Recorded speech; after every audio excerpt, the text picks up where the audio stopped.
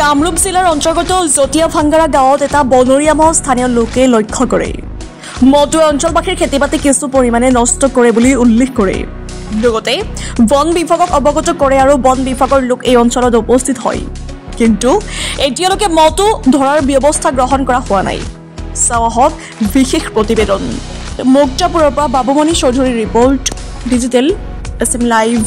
বৰ্তমান আপডেট কি হৈছে যদি স্থানীয় ৰাইজে আপোনালোকৰ মানে জনাইছে কেতিয়া জনাইছে মানে আমি ৰাতিপুৱা 10টা বজাত গম পাইছোঁ। গম পাই আহিছোঁ। আমাক অলপ লক্ষ্য ৰাখিব দিছে, লক্ষ্য ৰাখি আছোঁ।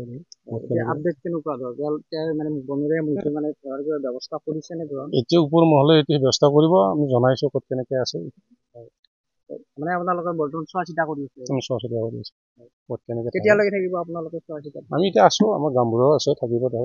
মানে ওপৰৰ মানুহ আহিব নেকি? এতিয়ালৈ আমি গম পোৱা নাই, আমাৰ যোগাযোগ হোৱা নাই। তেওঁলোক নাহালৈকে আপোনালোকে থাকিব ইয়াতে? আমি যোগাযোগ চাওঁ, পাওঁ নেকি, ফোনত পোৱা নাই এতিয়ালৈ। ইয়াতে জটিয়া ভাংগাৰা কলবাৰী চুকত পথাৰ এটা মৈ আহিছে, বনেৰে মৈ আহিছে, খেতি পথাৰ নষ্ট হ'ল। গতিকে ফৰেষ্টৰ মানুহ আহি নিয়াৰ তন্ন কৰিব লাগে। আপোনালোকে বন বিভাগক যোগাযোগ কৰিছিলে নে? কৰিছোঁ, আহিছে। এতিয়া কি কৰে আৰু কিবা ব্যৱস্থা গ্ৰহণ কৰিছে নে নাই? কৰা নাই, এতিয়ালৈকে একো ব্যৱস্থা কৰা নাই।